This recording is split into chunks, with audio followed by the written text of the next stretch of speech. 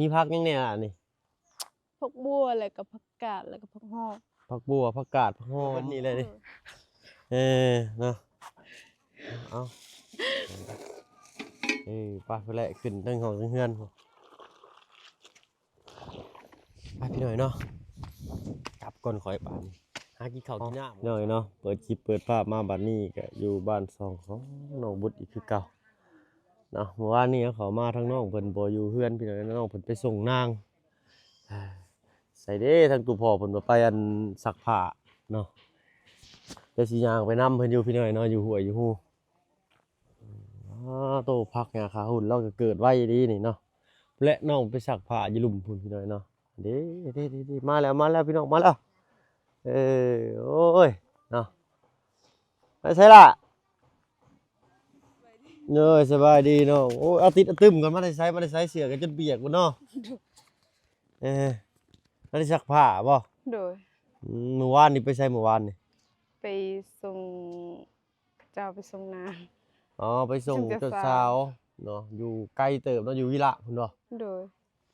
มื้อนี้มาจักโมงมื้อนี้มาแต่9 โมงมาแต่9 โมงโดยโอ้ยออกมาก็10 โมง11 โมงพอดีพี่น้องเนาะเพิ่นฮอด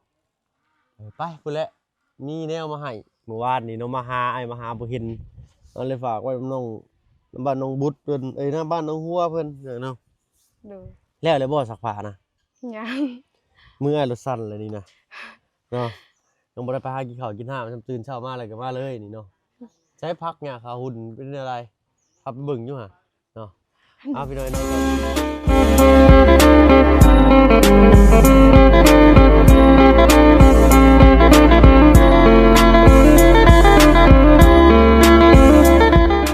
พี่น้อยเนาะกับทักทายสบายดีผู้ใหญ่ใจดีเด็ก FC เบิร์ดทุกท่านที่เข้ามาชมช่อง YouTube บ่เพิ่งเคยหลายคือเก่า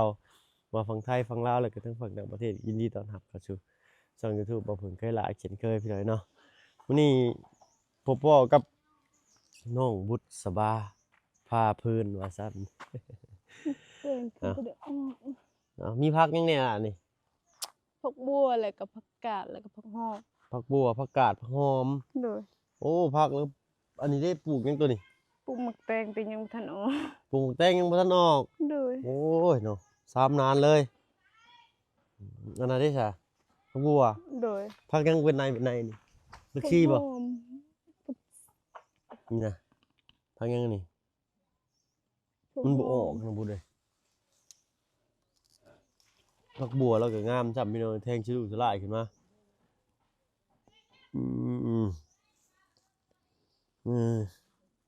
กินข้าวเลยบ่มื้อนี้กินแล้วกินมาแต่เฮือนบุญพุ่นแหละเนาะโดยเอาอันนี่ก็เป็นเฮือนเจ้าสาวเพิ่นบ่เนาะโดยเก็บโต๊ะเก็บเต็นท์ยังบ่ทันเก็บอยู่เนาะโดยเจ้าสาวเพิ่นบ่ได้มาเฮือนเลยบ่บัดนี่บ่3 มื้อจึงกลับเฮือน3 มื้อจึงกลับเฮือนโดยเป็นไดไปนอนเด่นอยู่บ้านเพิ่นม่วนบ่ม่วนอยู่เนาะโดยม่วนน่ะบ่ได้กินเหล้ากินเบียร์เนาะซุเจ้าเนาะโดยม่วนธรรมดาพี่น้อยเนาะม่วนธรรมชาติเลยเพิ่นคือพระเยซูเพิ่นบ่กินเหล้ากินเบียร์เด้เป็นงานเพิ่นก็บ่ได้กินได้เลยเนาะไปพู้นแหละอ้ายมีแนวมาให้อยู่ในรถพู้นเด้อเนาะอันนี้ได้ซะน้ำนั่นนี่ฮะโอ้บ่มีทางไปหาเอาน้ำห้วยมาเนาะโอ้พี่น้อยเนาะไปมาพี่ไอ้มาพามาเอาพี่มาขึ้นทั้งเฮือนทั้งเฮือนไปหลายๆเนาะเราปิดหัวก่อนพี่น้อยเนาะเขาซื้อมาเมื่อวานนี้ก็เอาไว้อยู่เฮือนน้องเอาหลาไปมาเที่ยวนี่เที่ยวเบิดนี่เลยนี่เนาะเอาไปเพื่อแหละขึ้นทั้งห้องทั้งเฮือนเนาะเอาพี่น้อยเนาะเจ้าทีมงานมีข่าวดียังมาเพิ่มเติมอีกกับบุกจักนำเนาะทางทีมงานเป็นยังบริแจ้งยังมีคลิปในช่องพี่น้อยเนาะพูดแหละเจ้าถ้าคือว่าเซอร์ไพรส์น้องบุตรกับจักเนาะเอาคอยได้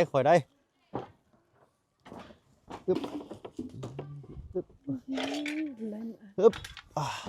ปาโต อึบอ้าวน้องเอ้ยเนาะปลาโทเนาะคุยๆยี่เห่าเรียบร้อยเนาะเจ้าเนาะ โดย ใช้เบิ่งอันนี้ก่อนเนาะขออนุญาตเบิ่งอีกเทื่อหนึงก็เด้อเมื่อคืนมามืดๆเด้คืนมื้อนั้นมามืดพี่น้อยเนาะเด้น้ำเราตากไว้หม้อหนึ่งข้าวแล้วมีอยู่2หน่วยฟืนรัวก็มีอยู่บ่หลายเอาเบิ่งกลางเว้นพี่น้อยเนาะบัดนี้นั่นเองคืนบ่อยากเห็นปานใดไปบวงแล้วก็มีแต่ซำนี้นะพี่น้องบ่แม่นโอ้บ่อนโอ้ตักเฮ็ดถ้วยบ่จักเนาะเอาพี่น้อยเนาะว่าแล้วก็เว้าอีกฮึบกดได้ก่อนเด้อพี่น้องเด้อเอาใส่เบิ่งไอ้สิเบิ่งเด้อใส่ญี่ปุ่นเชื่อก็ได้เอามีจอก1 โลเนาะบ่เต็มโลซ้ำไล่ให้ใบละ12,000 กีบ2 4 6 8 80 96,000โอ้ใบละ12,000มี12หน่วยอ่ะล่ะ โดย โดยเป็นอย่างน้องนี่เด็กมีถ้วยกับบ่วงเด้อ โดย 1 โลเลยใช้ละบ่วงเด้เมื่อเพิ่นโอ้อยู่ลุ่มเนาะ โดย ปึ๊บนี่เนาะ2กับบ่วงกับถ้วยกับจานใบใหญ่กับใบกลางผสมกันมา โดย ก็เพราะว่าไว้ใส่ต้มใส่แกงไว้อันนั้นเด้ออันนั้นเก็บไว้ตักน้ำพุดพักเอาอันนี้ใส่แทนเด้อน้องเด้อ โดย อันนี้โอ้โทษมันติดญี่ปุ่นเลยเนาะว่าห้ามแบบติดถนนพี่หน่อยเนาะโอ้บุ๊บไม่ได้นะเห็นบ่เอามาแหละบุ๊บมานำทางบ่เป็นหยังจะได้คือเก่าน้องเนาะ โดย ทับกันได้พี่หน่อยเนาะเลือกมากคือว่าเลือกดีๆอยู่นะ นี่เยี่ยมนี่เอาอันนี้เก็บไว้ใส่ขยะใส่ผักใส่หญ้าไปขายเด้อ โดย เนาะญี่ปุ่นร้ายดิพี่หน่อยเนาะบาเพิ่นเป็นพุ่มแพ้เด้อถึกพุ่นนี่มันจ้ามเลยพี่หน่อยเนาะเมื่อก่อนน่ะเป็นแฮงแต่มาอยู่บ้านน่ะใครเนี่ยตอนอยู่กรุงเทพเป็นซุมื้ออีหลีนี่พรีบ่จำนี่ โดย เนาะเอาไปต้มผักต้มหญ้าเด้อมีแตะลิวอันนี้อย่างดีเลยเดี๋ยวนี้ชื่อเพื่อสิได้พี่เลยเนาะแล่นซ้ายแล่นขวาแล่นซ้ายแล่นขวาอยู่ได้เนาะจองเก็บออกกัน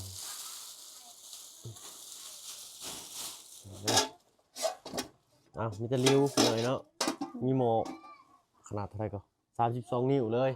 โดย เอาล่ะเดี๋ยวเจ้าสิแกงบัดนี้ฟ้าคนละไส้อีกอย่างนี้จะต้องเปลี่ยนฟ้าใหม่แล้วนี่โอ้ฟ้าไส้เดียวกันอันนี้ก็มินิลุงเพิ่นว่าติบข้าวเด้อ โดย ติบข้าวเห็นมันบ่มีเอาไปซัก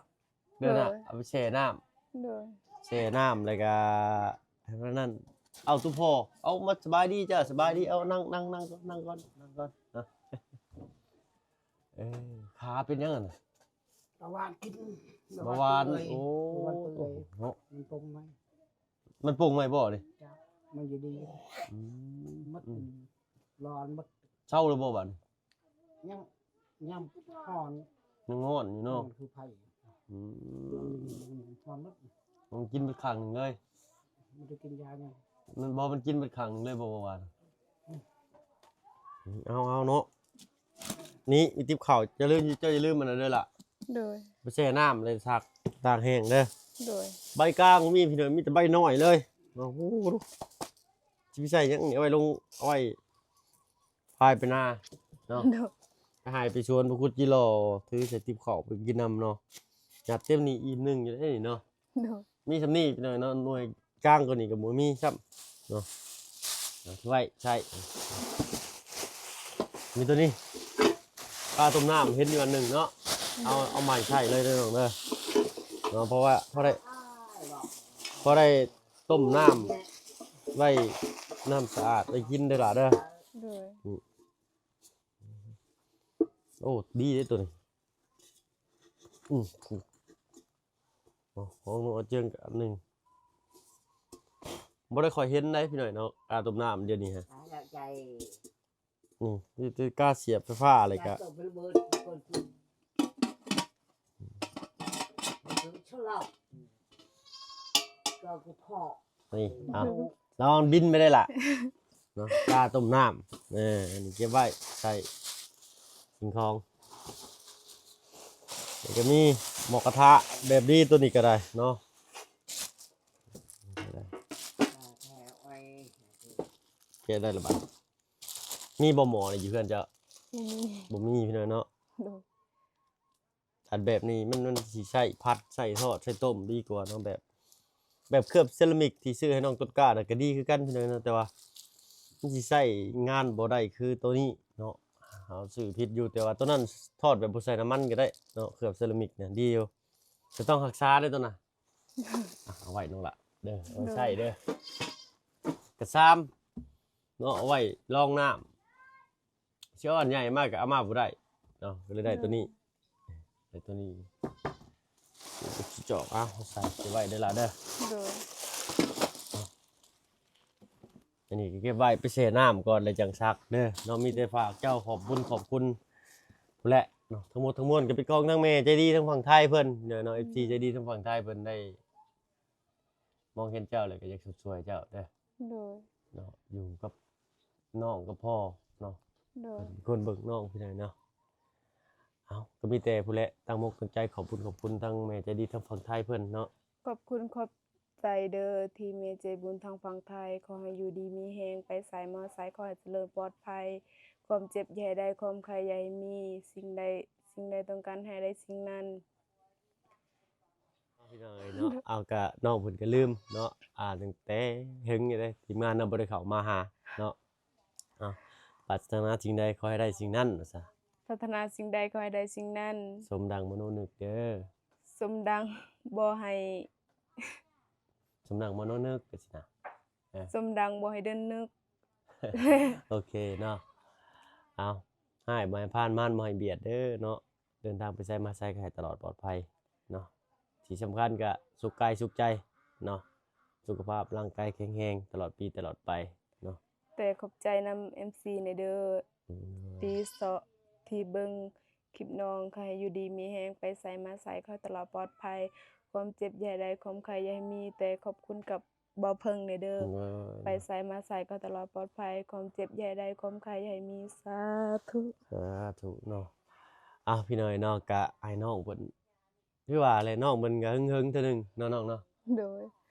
ต่อไปนี่เจ้าต้องตั้งใจเด้อบัดนี้เด้อ โด เนาะ ย บ โด อก นแล้วบ่ได้เข้าก็ เนาะ ลืม นั่นเลยเนาะ โดย ข้างน้องเพิ่นส่วนมากสิบ่ได้ช่วงภาคหลังนี่เพิ่นสิบ่ได้อยู่เพื่อนน้องฮัวพี่น้อยเนาะน้องเพิ่นสิซอยเวียกงานดองอยู่หมู่บ้านนี้เนาะอยู่ในหมู่บ้านแล้วก็ไปส่งนาง3-4 มื้อ5 มื้อพุ่นเด้อน้องเนาะ โดย ภาคหลังก็บ่ค่อยได้เห็นน้องเพิ่นเลยจนทางลุงเฮิมเข้ามาแล้วก็มาพาน้องเพิ่นเฮ็ดห้วยสวนพี่เนาะเอาผิดพลาดประการใดก็กราบขอโทษขออภัยนำเวลาพี่น้อยเนาะตั้งใจเด้อบัดนี้เด้อน้องเด้อ โดย เนาะน้องจะไปใช้เบิดจ้ะลูกใช้เบิดจะแบบไปดินเนาะปกติไปหาอยู่หากินนี่ไปหายังอ่ะ พอไปหา นอนไข่ มัน บ่อันคือว่าเห็นเบ็ดเห็นหยังอะนะ เฮ็ดเบ็ดยังตอนพอยังทันเป็นไข่ เดี๋ยวนี้บ่ได้ไปบ่เนาะเอาคือว่าสุขภาพร่างกายเพิ่นก็บ่สมบูรณ์ปานใดจังได๋เนาะบัดนี้ไปหาอยู่หากินบัดนี้วะ ลุกไปแล้วหาคือพักนั่นล่ะ อันนี้เบ็ดนี่ใช้แต่เฮิงเลยเนาะ อืม เอาล่ะเก็บไว้ปะเนาะ โดย เก็บไว้พุ่นแหละแต่เจนั่นพุ่นแหละเนาะเอาใหญ่นะเก็บไว้แล้วเนาะเพราะว่าอันใดสิใช้เจ้าก็เอามาใช้เด้อน้องเด้อบ่ต้องเก็บไว้ดีขนาดนั้นเด้อ โดย เนาะเอาหม้อแห้งแต่กระโปะแต่ก็ยังสิมีขาดเหลืออีกอยู่ได้พี่น้อยเนาะหลายอย่างอยู่เนาะแต่บ่ฝึกจัดการได้มาซั่นนี้พี่น้อยเนาะ อีกอย่างหนึ่งเขาบ่ได้ซื้อบ่อนเดียวได้เขาซื้อหลายบ่อนขนาดหม้อกระทะก็แล้วลงไปซื้อเซโปนผู้มื้อเช้านี่เนาะแล่นขึ้นบ้านดงแล่นลงไปเซโปนพี่น้อยนำพอดีหมู่บ้านน้องเพิ่นบ่อยู่เพื่อนยังได้แตกต่ำโลดนะเนาะใช้ลาไปเบิ่งป้าอยู่ลุ่มปานนี้ป้าเนาะใช้พ่อคาจะเบิ่งอยู่ขออนุญาตพี่น้อยเนาะเออเป็นเบาหวานเนาะเป็นจักปีแล้ว ปีกายมันดีนะ โอ้ปีกายนี่เป็นแห้งเนาะ เป็นแห้งมดร้อนมด มันเป็นขึ้นฮอดใส่ เหยียบน้ โอ้นั่นแหละเหยียบน้ำ ำ เหยียบแล้วเปื่อยไปเลยแบบนี้เนาะ เดินไปเลยเข้าหม้อเขาจะตัด เขาอยากตัดแล้วมันสิดี บุกเขาว่าเขาปลูกบ่ได้เขาจะตัดแล้วบ่ เอาเฮ็ดได้คือดีมาจังซี่ปะนี่ เขาปลูกไปบ่ได้เขาว่าปลูกบ่ได้มันร้อน เลย บ่ได้จะตัดขานี้ เลย เพราะว่าเขาจะได้เงินบ่พอบ่ได้ทุกร้านเขาเห็นไร บ่ได้ แต่ปัวอยู่ใช่บ่ปัวอยู่เวียดบ่ ปูน อ๋อปัวอยู่วงโมเวียดเซโปนนี่บ่ โมลาวนี่ บ่ปัววงโมลาวเลยเพิ่นสิว่าสิตัดขา6ล้านเนาะ 6 ล้านถึงมีเงินมันเมื่อขอมีเงินแล้วเขาส่งสวรรค์ จะมีเงิน6ล้านเพิ่นสิส่งไปสวรรค์ไปตัด เจ้า ตัวพี่น้องเนาะ เอาไม้ เดี๋ยวนี้ได้เซาเลยบ่ซะบ่ ชาวบ้านแต่ว่ายังฮ้อนคือไผอยู่คือมะเพ็ดอยู่ฮ้อนอยู่ทาง โอ้ฮ้อนมุบๆเลยเนาะ ทางนอกมันเย็นมันทางในยังฮ้อนอยู่เรื่องนี้ก็ไม่ชาวัดอันนี้ โอ้ ยังบ่ได้มันนี่คณะกะ เบื้องนี้ยังมีความรู้สึกอยู่เนาะ ยัง เบื้องนี้บ่รู้สึกหยังแล้วเนาะ น้องก็บ่รับตามันขึ้นตาก็บ่ได้ครับ ตาเนี่ยบ่เห็นบ่ครั้งหนึง เออ เมื่อวานขึ้นตาพี่น้องน่ะบ่เพิ่งเคยได้ยิน เคยเห็นว่าซั่นซะเนาะเมื่อก่อนเคยได้ยินอยู่เนาะมีแต่น้องบุตรเพิ่นเนาะหาอยู่หากินหาข้าวหาน้ำหาหยังก็ได้บ่เท่าสมมุติบัดเวลาน้องบุตรไปเวียกไปหยังได้ซะ แล้ว นึ่งข้าวนึ่งน้ำก็มีแต่น้องบุตร นำนึงเองก็ไป ถ้าน้องบุตรไปมีนึ่งข้าวนึ่งน้ำได้ดึงเองเชื้อชาติซื้อมากับปู่เด้อล่ะเด้อนี่เด้อ โดย เนาะเราเอาเก็บไว้พุ่นเนาะห่มพองยังเต็มอยู่เทิงบุเนาะถ้าบ่มีมันบ่พอกันก็เอามาใส่แล้วเนาะ โดย น้องๆเพิ่นจะเก็บไว้พี่น้อยเนาะเก็บไว้ใช้ในยามจำเป็นนั่นแหละเนาะอันนี้ก็พอใช้ก็ใช้ไปก่อนแล้วก็ว่าเนาะเอาขอบคุณพ่อหลายๆเนาะไปเลยทางลูกชี้เขาว่าใหม่เด้อเนาะเอาสู้ๆเอาแล้วเนาะพี่น้อยเนาะไปน้องปะเนาะอึ๊บปาโถขออนุญาตเด้อข่อยเด้ออ้ายฝากนำมาลีเด้อดุงเฮิมเด้อคันเรามาจะให้เราขึ้นเด้อ โดย เนาะอย่าให้เราขึ้นเด็ดขาดเด้อคอยบ่อยากพาก็ส่งโรงพยาบาลได้พี่หน่อยเนาะ เอาเบิ่งจิตตังก่อนเบิ่งให้น้องเพิ่นย่างพุ่นน่ะเอาคอยต้องคอยเนาะเนาะใช้จะไปซักผ้าใช้ลาผ้าไปเบิ่งอยู่อ่ะเนาะแป๊บนึงถอดเอากุญแจรถก่อน ลืมไปได้นี่เนาะใส่ยังนั่นโอ้โถเดินต่ำทั้งกุกไม้อยู่พี่น้อยเนาะโอ้ยตกใจได้นี่เนาะมันสิเอามาขามไปเห็ดอย่างนี้ส่วนผักเปิดปุ๊บพอจะได้กินได้พี่น้อยเนาะผักคุ้มครอบคุ้มครัวนี่แหละอันนี้ก็เป็นอีกบ่อนหนึ่งที่น้องเพิ่นมาเอาน้ำไปไว้ใส่ไว้ซอยเนาะ โดย เอ้ยพี่แหละพี่น้อยเนาะอยู่ห้วยน้ำขึ้นมันขึ้นฮอดเฮือนจะอยู่บนหนองบุตร โดย เวลาน้ำท่วมอะไร โดย เป้าน้ำคือไรแห้งแท้นี่ หาก็คืน โอ้เจ้ามาสักผ้าอยู่นี่เจ้าบ่ย่านบ่ บ่ น้องมันชินเลยพี่น้อยเนาะ โดยเคยแหละก็บ่ยาก เฮารถอะไรไม่ข่อยไม่ใช่ป่ะกี่เด้เนาะน้ำข่อยอันหนึงลืมข่อยว่าไม่ข่อยเหี้ยพี่น้อยเนาะปลาโตโอ้ยค่อยๆได้สั่นได้เนาะปลาพี่น้อยเนาะข่อยเรียกเห็นนี่ข่อยก็ว่าข่อยย่านได้น้ำนี่เนาะโตรวยผู้ทิวทัศน์นี่งามขนาดบ้านน้องเพิ่นใช้หลายเจ้าสักอยู่วังได้ผาจะแต่เก่าน้องหัวเพิ่นไปสักอยู่ อ่าวนั่นเนาะอยู่แก่งนั่นไปลงได้ยังนี่ปะโตคือบ่ค่อยเห็นคนหาปลาบ่น้องบุตร น้ำขึ้นแล้วเขาเนี่ยบ่หามันบ่ได้ อืมอันนั้นบ่สักผ้าเจ้า โดย ไปย่างลงก่อนได้ดูหั่นเนาะย่างลงก่อนบ่ได้นี่กิ้งลงเลยนี่โอ้โหเลี้ยวเบิ่งคือว่ามันสั้นพี่เนาะมันก็เป็นตะพังคือขันบันไดอยู่เนาะห้องเจ้าซักอยู่นี่ตากอยู่นี่เลยนี่เนาะโอ้มีฮอดดังฟืนดังไฟเพิ่นอาบน้ำเพิ่นดังไฟพิงบ่หน้านี่ โดย เนาะ เยอะ พูดเล็กน้อยเพิ่นอาบกระโดดนี่แล้วได้นี่เห็นไหมโอ้เนาะมันซักผ้าอยู่พี่น้อยเนาะนี่แหละเวลาเด็กน้อยลงรุ่นมาน้ำก็แลดลงแต่พี่น้อยโดดลงเลยเนาะอืม เพิ่นบ่ได้ใส่มองบ่ล่ะ ๆบ่ มีเหือพร้อมพี่น้อยเนาะโอ้ยจักมือก่อนเนาะ3เคยมาครบสิพากันขี่เหือลิ้นก่อน เอาน้องเพิ่นซักผ้าอยู่นี่เด้อพี่น้องเด้อเนาะอ่านเกือบเพิ่นขาดแล้วบัดนี้ใช่เอาซักละซักเนาะนึงคอยล้างมือก่อนหงายลงนี่พอแห้งแล้วนี่เจ้าไล่งมมาข่อยเด้อน้องบุญเด้อ อืมหลายบ่น้องเพิ่นไปอันนำหมู่บ้านนี่ หลาย2คันรถ โอ้ยน้ำเย็นแค่นี้อาบคือสิคักจับนี่เนาะโดดบ่เถอะมันแงะแล้วแหละนี่เนาะเดี๋ยวเบิ่งสิน้ำไหลแห้งนี่พี่น้อยเนาะ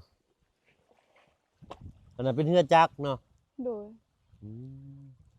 ฝั่งตรงข้ามนี่เป็นไห่เป็นสวนเพิ่นบ่น้อง โดย เวลาเพิ่นเอาเขาเอาน้ำมากกะเพิ่นสิเอาใส่เรือมาได้พี่น้อยเนาะห้วยอันนี้นี่เพิ่นมันเคยบกบ่น้อง บ่ บ่เคยบกบ่น้ำมีส่ำนี้ตลอดบ่ โดยมันไหลตลอด ปาโทเนาะลงล่างขาก่อนนะสิแงะแท้นี่สิแงะลึเนาะน้องบุญเนาะ โดย ต้นไม้นี่ก็จะสิลงมื้อใดนี่ก็ได้ระวังเด้อพี่น้องเพราะว่าหากบ่มีบ่อนหยุดเด้เนาะฟ้ามืดจับมือเนาะมาอะไรก็ซักผ้าซักแพร่เลยแล้วก็ได้เนาะสิเห็นตลอดเด้อพี่น้องเนาะแหล่งน้ำแห่งนี้ที่ชาวบ้านเพิ่นสิมาใช้ซอยตลอดเลยได้เราบ่ขาดท้ายสมมุติน้องบุดเมื่อก็มีคนใหม่มาอีกได้แต่ว่าคนหากินบ่ค่อยเห็นเนาะคันใส่หม้องนี่มันบ่ได้บ่ล่ะ ได้แต่เขาได้แต่บ่ได้ปลามันบ่ได้หลาย มันต้องเซของเซโปนพุ่นเนาะเซบึงเฮียงพุ่นเนาะ โดย อยู่บนเซโปนผู้ป้าลายเพิ่นเป็นป้าอนุรักษ์พร้อมเลยไปใส่เกินเขตที่เพิ่นอนุรักษ์ไว้นี่ก็ถึกปั๊บอีกแฮะนอนอยู่บ้านดงพุ่นนั่นน่ะเนาะนอนน้ำเห็นอยู่ผู้โทรศัพท์ก็บ่เห็นหุ่งย่ำมีเลยเนาะเอาข้าซั่นอ้ายไปทางอื่นก่อนเด้อน้องเด้อ โดย เนาะไปหากินข้าวกินน้ำก่อนบัดนี้จะเช้าบ่ได้กินข้าวซ้ำนี่เนาะเอาระวังเด้อเนาะสักผ้าผู้เดียวไปแล้วเนาะผมพอคลิปหน้าสำหรับคลิปนี้ถ้ามาเพิ่งเนาะขอตัวลำลาอะไรไปเนาะสบายดีจ้ะมาตึมมาน้องนะเลยเนาะเอ้ากดรถเดี๋ยวให้มันเต้นลงน้ำนะโอเคเนาะไปก่อนเดี๋ยวเวลาสิแวะเข้ามาหาใหม่นะน้องเด้อและทีมงานเข้ามาอีกหมดแล้วโอ้ทีนี้ขายดีอีกเลยเนาะไปพี่หน่อยเนาะกลับก่อนขอยป่าน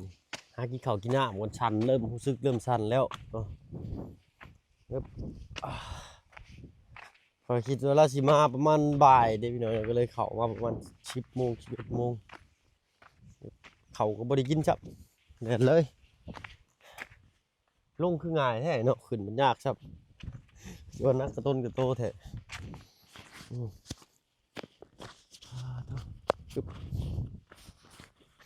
ไปนอกทางนอกหัวเพิ่นก็